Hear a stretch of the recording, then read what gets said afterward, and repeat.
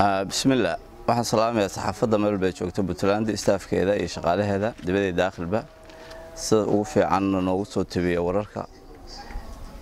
aniga magacayga waa Cabdishaaq Maxamed Faarax Diihaal ku dhashay Garowe deegaan ahaan ka soo jeeda wax ku bartay Garowe ilaa dugsiga sare jaamacad ka baxay Soomaaliya haddana jooga wadanka aan ku sugnahay oo kan mid ah dadka deegaanka gobolka Nugaal aad looga yaqaano oo iskoolada ragii ka baxay kamid ahaa intaas baan idin soo hordhacayga iyo warbixinteeda waa intaas weeye wixii kale aad weydiin karaan idinka ka suganaa wixii khabaar aad weydiin karaan idinka rabna hadaa tiin wariyaasha Puntland iyo waxyaalihi kale aad weydiin karaan waa garto waxaan ku weydiinayaa wadanka isbedel baa ka dhacay dawlad cusub baa dhalatay shalay sida aad la socotay baarlamaanka Puntland ayaa cod aqlabiyad ku meelmariyay xukuumadda cusub bal ka waran xukuumadda cusub maxaa dadka Puntland ka filayaan xukuumadda cusub si fiican bay u dhacday xildhibaanadana waa ku salaameynaa iyo golaha wasiirada la doortay madaxweynaha iyo madaxweyne ku-xigeenka way gudoomiyaha baarlamaanka dadku waxay filayeen in wax qalad jiraan laakiin anagu waan ogeyn in wadanka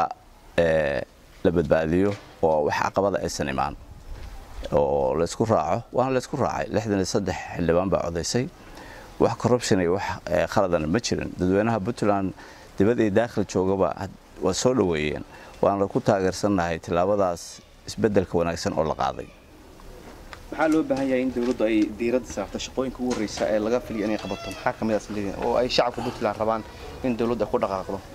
dawladda horta anagu ma farfiiqana shacabkii waan nahay wadan ku noolaa dawladda madaxweyne iyo madaxweyne ku-xigeen iyo gudoomiye baarlamaan iyo waxa la sharci dejiyaal xildhibaano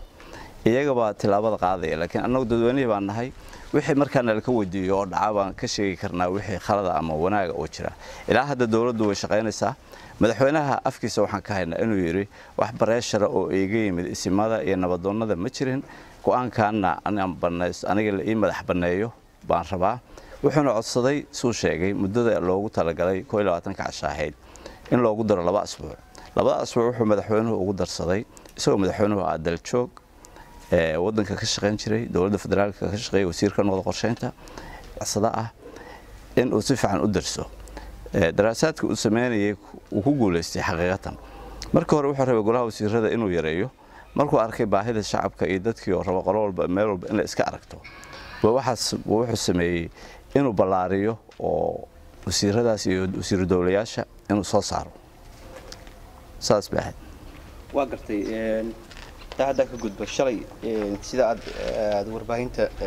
social media ama baraha bulshada ka aragtay waxa jira musharax kamid ah musharaxiintii oo u tartamay xilka madaxtinimada Puntland in uu hadlay oo aad maaragtay u dhaleeciyay dawladda hadda dhalatay iyo siyaasiyiin kale oo reer Puntland ah arintaas oo aad iyo aad loo hadalhayo marka maadaama taadu muwaadin reer Puntland ganacsade dalkana wax badan ka og